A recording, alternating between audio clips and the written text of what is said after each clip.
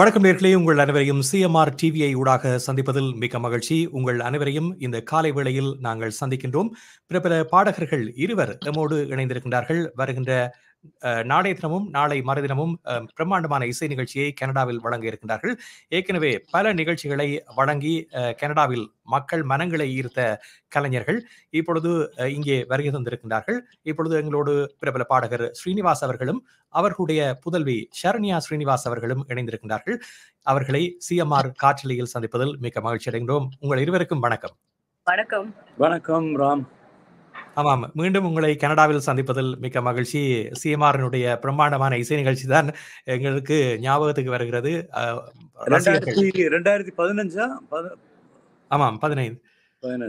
ஆமாம், மிகவும் சிறப்பான நிகழ்ச்சியாக அந்த நிகழ்ச்சி அமைந்திருந்தது. அதன் பின்னர் ரசிகர்கள் தொடர்ந்து அழைத்து கேட்டுக்கொண்டிருந்தார்கள். அவர்களுக்கு ஒரு வாய்ப்பாக நாளையும் நாளை மதினமும் நடைபெற இருக்கின்ற நிகழ்ச்சி அமைய போகின்றது. இந்த நிகழ்ச்சி பற்றி முதலில் பேசுவோம். வெண்ணிலா என்டர்டைனர்ஸ் வழங்குகின்ற இந்த நிகழ்ச்சியினுடைய முக்கியத்துவம் பற்றி குறிப்பிடுங்கள். ஏனென்றால் நீங்கள் வளர்த்தெடுத்த பல கலைஞர்கள் உங்களோடு சேர்ந்து பாடப்போகின்றார்கள், இசை வழங்கப் போகின்றார்கள். அந்த நிகழ்ச்சி பற்றி குறிப்பிடுங்கள் ஸ்ரீனிவாஸ். இந்த நிகழ்ச்சியோட ஒரு ஸ்பெஷல் என்ன நான் சொல்வேன்னா, அப்கோர்ஸ் ஷரண்யா இருக்கா. என்னோட ஷரண்யா ஃபர்ஸ்ட் டைம் டொராண்டோக்கு வர ஒரு ஒரு ஒரு தந்தை மகளோட பாடும்போது அது தனி அனுபவம் எப்போதுமே. அதை தாண்டி இன்னொரு விஷயம், நானும் விஜய் பிரகாஷும் எங்களோட ஒரு பாண்ட், எங்களோட ஒரு ஃப்ரெண்ட்ஷிப், ஒரு ரேப்போ, அது வந்து we just enjoy each other's company so much on and off stage, and we have a lot of respect for each other. So அது பியூட்டிஃபுல்லாக இருக்கும்னு நான் நம்புகிறேன். ஏன்னா நாங்கள் ஒரு 3-4 வருஷம் கோவிடுக்கு முன்னாடி யூஎஸ் டூர் போனோம் நாங்கள் 2019. அந்த நிகழ்ச்சியில் நிறைய நிகழ்ச்சிகள் நாங்கள் சேர்ந்து பண்ணுற ஒரு ஹேபிட்டாக இருக்குது இப்போ. அது மட்டும் இல்லாமல் நாங்கள் ரியாலிட்டி ஷோ சரிகமப்பால சேர்ந்து நடுவராக உட்காந்துருக்கும் போது we have so much of fun. Apart from fun, there is so much of it's a bond that is beautiful நான் சொல்வேன். ஸோ விஜய் பிரகாஷும் நானும் இந்த ப்ரோக்ராம் எங்களோட ஹிட்ஸு, என்னோட ஹிட்ஸு, அவரோட ஹிட்ஸு பாடும்போது I think there is something special. தென் ஷரண்யா இருக்காங்க, கோபாலகிருஷ்ணன் சொல்லிட்டு ஒரு ரொம்ப ரொம்ப சிறந்த சிங்கர்.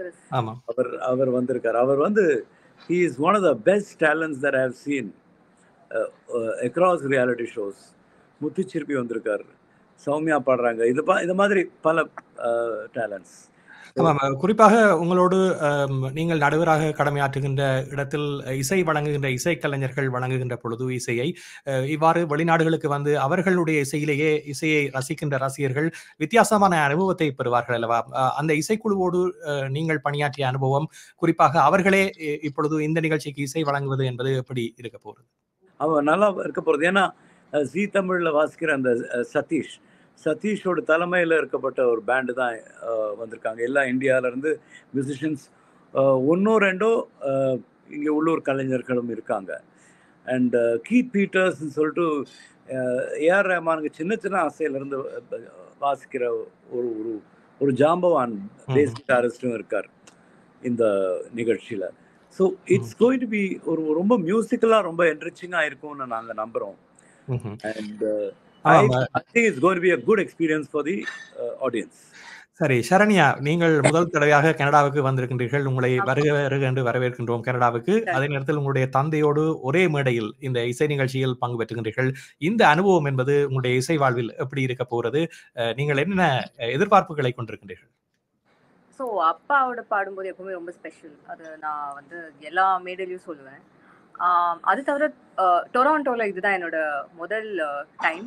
அண்ட் நான் கனடா ரசிகர்களை பற்றி நிறைய கேள்விப்பட்டிருக்கேன் அப்பாட்ட இருந்து. அஃப்கோர்ஸ் அண்ட் ஐ திங்க் இப்போது கனடா வந்ததுலேருந்தே எல்லாரும் கொடுத்த அந்த வரவேற்பும் எல்லா அந்த ஒரு கேர் இருக்குது அவங்களோட அந்த மைண்ட்ஸில். ஸோ அதெல்லாமே பார்க்கும்போது எனக்கு ரொம்ப சந்தோஷமாக இருக்குது. அண்ட் ஆடியன்ஸஸ் வந்து நல்ல உற்சாகப்படுத்துவாங்கங்கிற நம்பிக்கையும் எனக்கு இருக்குது. ஸோ நிஜமாவே நான் ரொம்ப எதிர்பார்க்குறேன் இந்த 2 ஷோஸையும். அதுக்கு மேலே சொல்கிறதுக்கு எதுவுமே இல்லை. நல்ல பியூட்டிஃபுல்லான பாடல்கள் நாங்கள் தேர்ந்தெடுத்திருக்கோம் உங்களுக்காக. உங்களுக்கு நல்ல ஒரு இசை விருந்தா அமைய போகுது. ஸோ கண்டிப்பாக எல்லாரும் வாங்க. சரண்யா, நீங்கள் தனியே திரைசை பாடல் மட்டுமல்லாமல் பல்வேறு சிங்கிள்ஸ், குறிப்பாக கவர்ஸை வெளியிட்டு வருகின்றீர்கள். தற்காலத்தில் திரைசை பாடல்கள் தவிர்த்து தனி ஆல்பங்கள் என்பது மக்கள் மத்தியில் பிரபல்யமாகிக் கொண்டு வருகின்றது. ஒரு காலத்தில் இந்த பாடல்களை எவ்வாறு சந்தைப்படுத்துவது என்று பலரும் யோசித்த காலம் இருந்தது. ஆனால் இப்பொழுது யூடியூப்பில் அதனை வெளியிடுகின்ற பொழுது பலரும் ரசிக்கின்றார்கள். அதற்கு ஒரு எடுத்துக்காட்டாக உங்களுடைய படைப்புகள் கூட அமைந்திருக்கின்றன. உங்களுடைய தனிப்பட்ட இசை ஆல்பங்கள் பற்றி எமது நேயர்களுக்கு சொல்வீர்களா? என்றால் கனடாவில் இருப்பவர்கள் அதனை அறிந்தால் அவர்களும் அந்த பாடல்களை கேட்கக்கூடிய வாய்ப்பு ஏற்படும். கண்டிப்பா. ஸோ நீங்க கரெக்டா சொன்ன மாதிரி இப்போ கவர்ஸ் வந்து பண்ணும்போது இப்போ வந்து நம்ம வந்து அந்த பாடலோட ஒரு இன்டர்பிரிட்டேஷன் தான் பண்றோம்.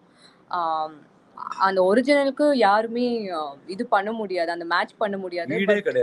கண்டிப்பா ஈடே கிடையாது.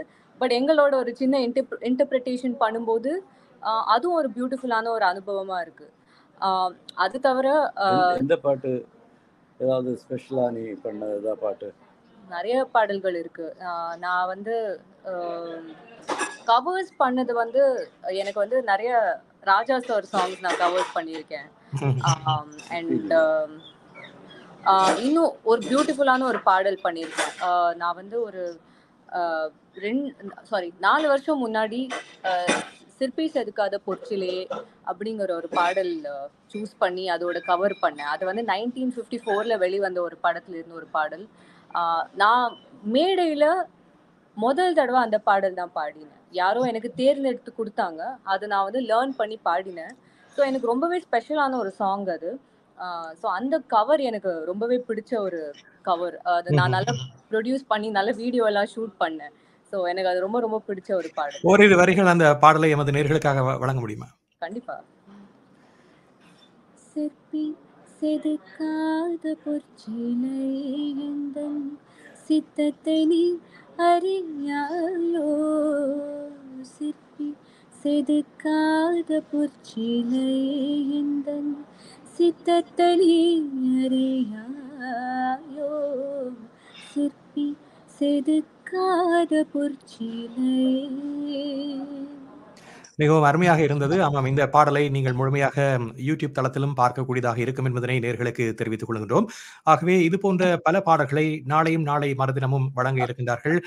இவர்களோடு சேர்ந்து பல கலைஞர்கள் இங்கே வருகை வந்திருக்கின்றார்கள். ஆகவே இந்த கலைஞர்களை உற்சாகப்படுத்துவதோடு நீங்கள் எதிர்பார்த்த ஒரு இசை விருந்தை நீங்கள் இந்த 2 நாட்களிலும் பெற்றுக்கொள்ளக்கூடியதாக இருக்கும் என்பதனையும் தெரிவித்துக் கொள்கின்றோம்.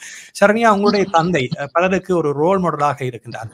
நீங்கள் உங்களுடைய தந்தையிடமிருந்து கற்றுக்கொண்ட விடயங்கள் அல்லது எந்தெந்த வகையில் அவர் உங்களுக்கு ஒரு இன்ஸ்பிரேஷனாக இருந்திருக்கின்றார்? சின்ன வயசுல இருந்து இன்ஸ்பிரேஷன். அண்ட் நான் வந்து அவர் பாடுறத வந்து ஒரு வயசுல இருந்தே கேட்டுட்டு இருக்கேன்னு நினைக்கிறேன்.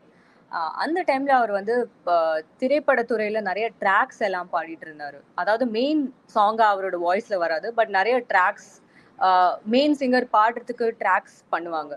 ஸோ அது நிறைய பாடி இருக்காரு. அந்த கேசட்ஸ் எல்லாம் நான் வீட்டுல நிறைய கேட்பேன். ஸோ அந்த பாடல்கள் எல்லாமே எனக்கு இப்போ ஞாபகம் இருக்கு. அது ஒரு பெரிய இன்ஸ்பிரேஷனே சொல்லலாம். அவரோட அந்த வாழ்க்கை பயணமே ஒரு இன்ஸ்பிரேஷன். அதாவது அவர் வந்து கெமிக்கல் இன்ஜினியரா இருந்து அவரோட அந்த பேஷன் வந்து அந்த மியூசிக்ல தான் இருந்தது, இசையில தான் இருந்தது. எப்படியாவது இசைத்துறையில அவர் வந்து நல்ல அந்த பேஷன் இருக்கிறதுனால உள்ள வரணுங்கிறது தான் அவரோட ஆசை.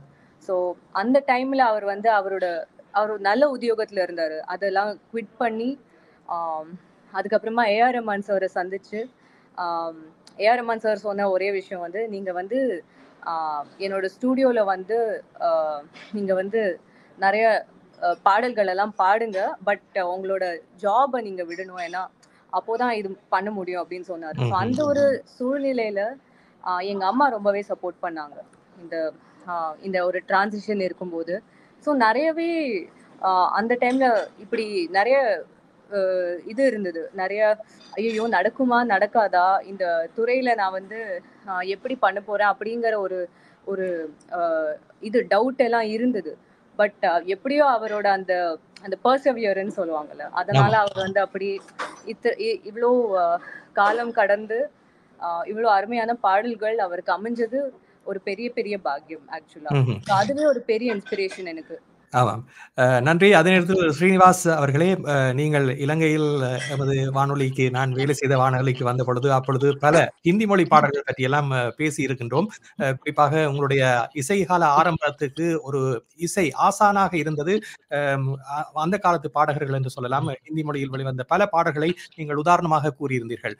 அதே நேரத்தில் தொழில்நுட்ப ரீதியில் நீங்கள் இசைப்புயல் ஏ.ஆர். ரகுமானோடு பணியாற்றிய பொழுது பல்வேறு அனுபவங்களை பெற்றிருக்கின்றீர்கள். உங்களுடைய இசை உலகுக்கு இந்த தொழில்நுட்ப அறிவு என்பது எந்த அளவு முக்கியத்துவமாக இருக்கின்றது என்றால், பல பாடல்களுக்கு நீங்கள் ஒரு இசையமைப்பாளராக கூட பணியாற்றி இருக்கின்றீர்கள். இந்த தொழில்நுட்ப அறிவு என்பது ஒரு கலைஞனுக்கு எவ்வளவு முக்கியத்துவமானது இந்த காலத்தில்? எனக்கு வந்து ஒரு ஆர்வம்ங்கப்பட்ட ஒரு விஷயம் இருந்தாலே போதும். அந்த அறிவுகள் நம்மளை நோக்கி வரும். அந்த அறிவுக்கு வேண்டி நம்ம எதுவுமே அது பின்னாடி ஒரு கோர்ஸ் பண்ணி ஒரு கத்துண்டு அந்த மாதிரி ஒரு ஒரு விஷயத்துல வந்து எனக்கு வந்து பெரிய ஈடுபாடு கிடையாது. நம்ம துறையில இருக்கோம், நமக்கு அந்த துறை ரொம்ப பிடிக்கணும். இப்போ ஏ.ஆர். ரஹ்மான் அவர் அவரோட பணியாற்றிய போது அவர் என்ன பண்றாங்கிறது நம்ம நுணுக்கமா பார்த்தானா நமக்கு ஐடியாஸ் வரும். அந்த டெக்னாலஜி என்னதுன்னு நமக்கு புரியும். அங்கே அப்படியே வந்து நம்ம என்னோட வீட்லயே நான் என்னோட ஸ்டூடியோ ஆரம்பித்தேன். அப்படிதான் என்னோட இசையமைப்பாளராக கூட எனக்கு ஆக முடிஞ்சது. நான் சில பாடல்கள் இன்னமும் பண்ணிட்டு தான் இருக்கேன். அது எப்படி நடந்ததுன்னு எனக்கு தெரியாது நிஜமாவே.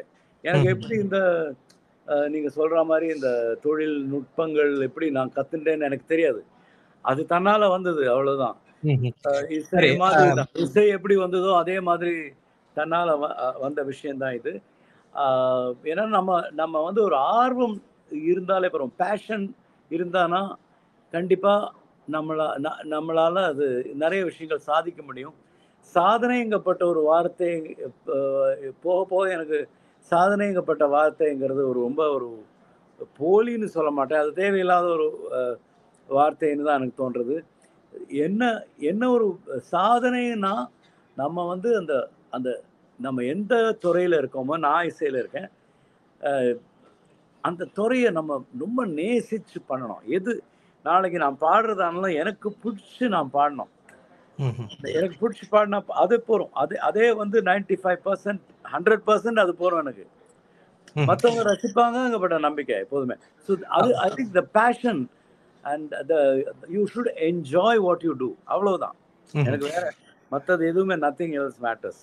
பல கலைஞர்களை நீங்கள் தொடர்ந்து உருவாக்கி வருகின்றீர்கள். அவர்களை ஒரு பின்னணி பாடகராக மாற்றுவதற்கு கூட உங்களுடைய பங்களிப்பு இருந்திருக்கின்றது. குறிப்பாக பாடகர் கார்த்திக்காக இருக்கலாம், அல்லது இன்னும் பல கலைஞர்களாக இருக்கலாம். இப்பொழுது வளர்ந்து வருகின்ற பல கலைஞர்களுக்கு கூட உண்மையான திறமை இருக்கின்றவர்களை நீங்கள் உரியவர்களுக்கு கொண்டு சேர்ப்பதில் ஒரு பாலமாக செயற்பட்டுக் கொண்டிருக்கின்றீர்கள்.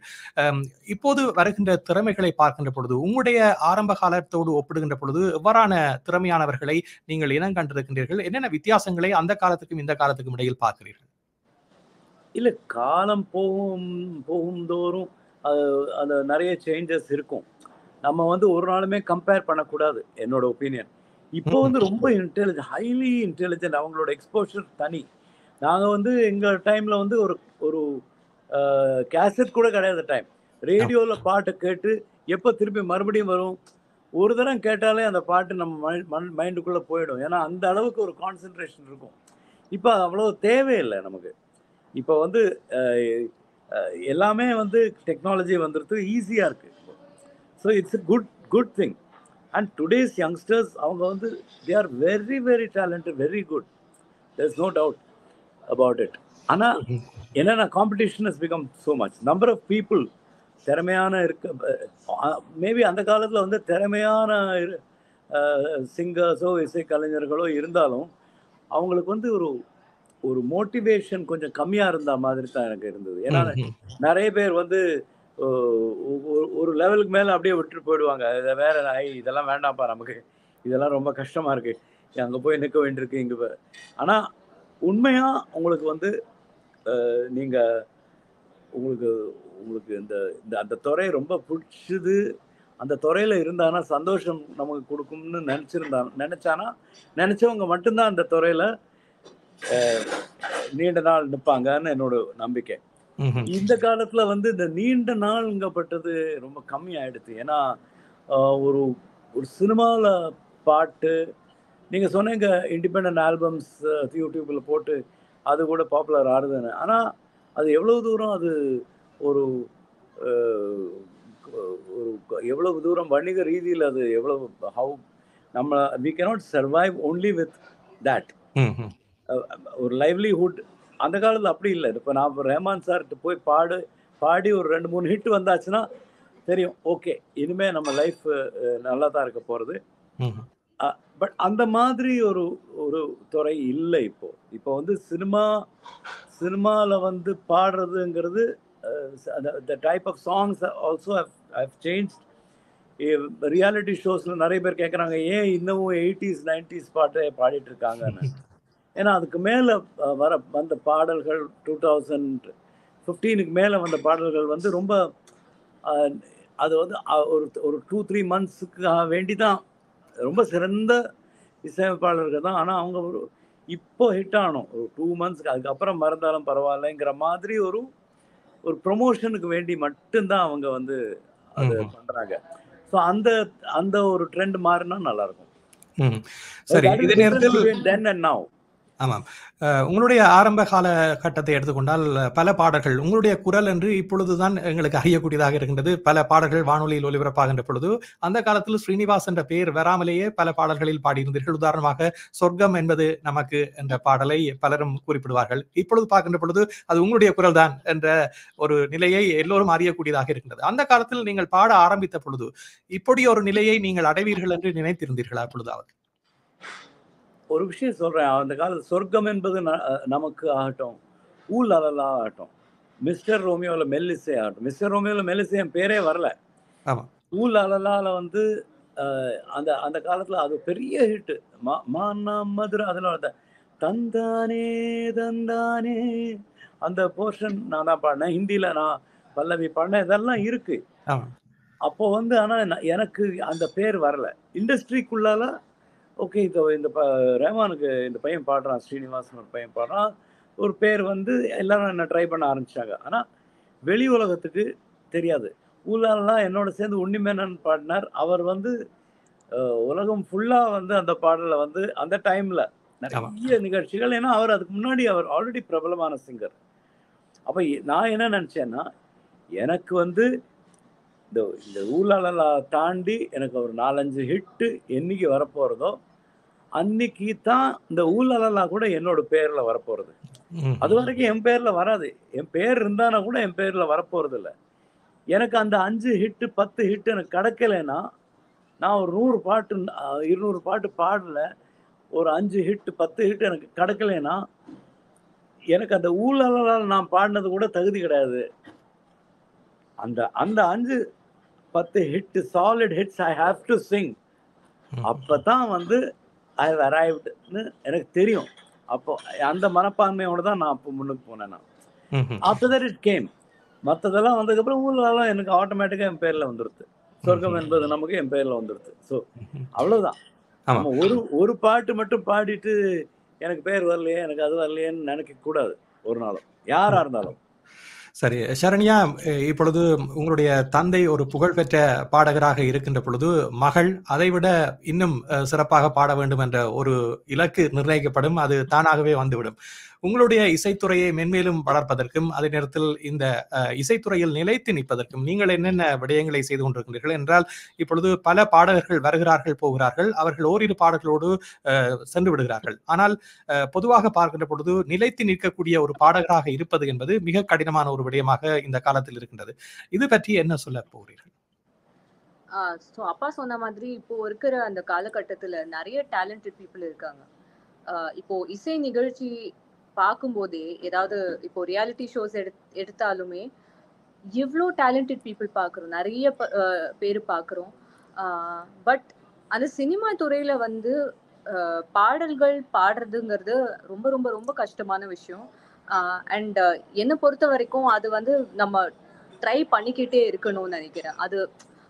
அதான் ஒரு நாள் அந்த அந்த நல்ல சமயம் வரும்போது நல்லது நடக்குங்கிற அந்த பிலீஃப் இருக்கு எனக்கு. ஸோ இப்படி நிறைய பேர் அப்படி பாடிக்கிட்டு இருக்காங்க.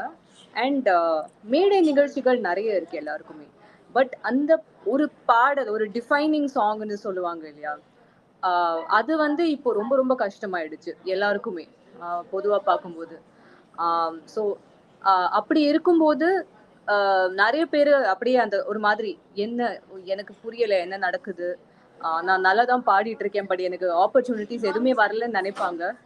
பட் ஐ திங்க் அப்படி நம்ம வந்து நம்மள டேலண்ட் இருந்தாலும் அதை மேலும் வளர்க்கணும் அண்ட் ப்ராக்டிஸ் பண்ணிகிட்டே இருக்கணும். அண்ட் இப்போ இருக்கிற இந்த டெக்னாலஜி எல்லாம் வச்சுட்டு இப்போ நிறைய பேர் அவங்களாவே கவர்ஸ் ஆர் வீடியோஸ் எல்லாமே அவங்களே ப்ரொடியூஸ் பண்ணி செல்ஃப் ப்ரொடியூஸ் பண்ணி அவங்களே ரிலீஸ் பண்ணிக்கிறாங்க. ஸோ அந்த ஒரு டேலண்ட் நிறைய பேர்கிட்ட நான் பார்த்துருக்கேன். ஸோ அந்த மாதிரி சின்ன சின்ன விஷயங்கள், சாஃப்ட் ஸ்கில்ஸ் எல்லாம் டெவலப் பண்ணாலே ஐ திங்க் அட்லீஸ்ட் நம்ம கொஞ்சமாவது will be able to survive. And அது மட்டும் இல்லாமல் நிறைய பேர்கிட்ட இப்படி பேசி நெட்வொர்க் பண்ணி அவங்களுக்கு போய் மீட் பண்ணணும், இப்படி நிறைய விஷயங்கள் இருக்குது. பட் அது மட்டும் இல்லாமல் only thing that will take you is அந்த டேலண்ட் அண்ட் அந்த பர்சவியரன்ஸ். நம்ம ட்ரை பண்ணிக்கிட்டே இருக்கணும், வேற எதுவுமே இல்லை. நம்ம ஒரு நாள் டிஜெக்டட் ஆனாலும் ஐ திங்க் அந்த ட்ரை பண்ற அந்த மனப்பக்குவம் ஐ திங்க் இருக்கணும்னு நினைக்கிறேன், வேற எதுவுமே இல்லை. ஆமாம் ஸ்ரீனிவாஸ் அவர்களே, உங்களுடைய கிரிக்கெட் போட்டிக்கான நேரமும் ஆரம்பமாக போகிறது. ஐபிஎல் கிரிக்கெட்டை நீங்கள் ரசிக்கக்கூடிய சிஎஸ்கே விளையாடுறாங்க இல்லை என்று, அதாவது லக்னோ அணி விளையாட போகிறது 10 மணிக்கு. லக்னோ அண்ட் சிஎஸ்கே தானே இன்னைக்கு மேட்ச்? ஆமா, 10 மணிக்கு ஆரம்பிக்க போகிறது. தேங்க்யூ.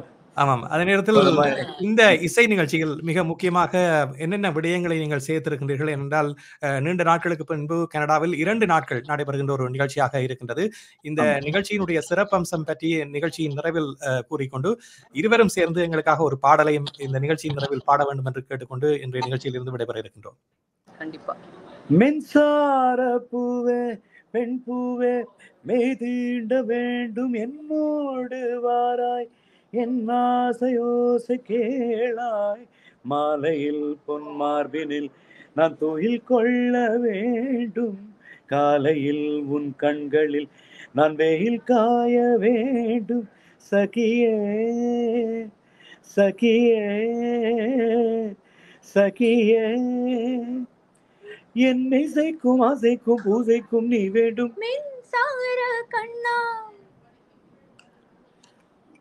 மின்சார கண்ணா, என் மன்னா என் நாடை கேட்டு என் பின்னே வாராய், என் ஆசை ஓசை கேளாய், கூந்தலில் விழும் பூக்களை நீ மடியேந்த வேண்டும், நான் விடும் பெருமூச்சிலே நீ குளிர் காய வேண்டும், மதனா மதனா மதனா, என் பூவுக்கும் தேவைக்கும் சேவைக்கும் நீ வேண்டும், மின்சார கண்ணா. மிகவும் அருமையாக இருந்தது. இந்த நிகழ்ச்சி சிறப்பாக அமைய வேண்டும். 2 நாட்கள் நடைபெறுகின்றது. ஆகவே உங்களுக்கு வசதியான இடத்திற்கு சென்று இந்த நிகழ்ச்சியினை கேட்டுக்கொண்டிருப்பவர்கள், பார்த்து கொண்டிருப்பவர்கள் இந்த நிகழ்ச்சியினை கண்டு ரசிக்கலாம். பல கலைஞர்கள் இவர்களோடு சேர்ந்து நிகழ்ச்சியில் பங்கு பெற்ற இருக்கின்றார்கள் என்ற செய்தியையும் உங்களுக்கு சொல்லிக்கொண்டு இன்றைய நிகழ்ச்சியில் கலந்து கொண்ட ஸ்ரீனிவாஸ் அவர்களுக்கும் சரண்யா ஸ்ரீனிவாஸ் அவர்களுக்கும் நமது மனமார்ந்த நன்றியை தெரிவித்துக் கொண்டு விடைபெறுகின்றோம். நன்றி ராம். நன்றி ராம். நன்றி. தேங்க்யூ. மறுபடியும் சந்தேகத்தில் மகிழ்ச்சி. சிஎம்ஆர் யூடியூப் சேனலில் இணைந்திருக்கும் நேர்கள் அனைவருக்கும் எமது நன்றி. காமெண்ட்ஸ் பகுதியில் உங்கள் கருத்துக்களை தெரிவிக்க தவறாதீர்கள். முக்கிய செய்திகள், காணொளி தொகுப்புகள், நேர்காணல் என பலதரப்பட்ட அம்சங்களையும் உங்களுக்காக தருகின்றது சிஎம்ஆர் யூடியூப் சேனல். சிஎம்ஆர் என்று சர்ச் செய்து எமது யூடியூப் சேனலை சப்ஸ்கிரைப் பண்ணுங்கள். உங்கள் உற்றார் உறவினர் நண்பர்களோடும் இந்த காணொளி தொகுப்புகளை பகிர்ந்து கொள்ளுங்கள். அருகில் இருக்கின்ற முக்கிய காணொளி தொகுப்புகளையும் தவறவிடாமல் பாருங்கள்.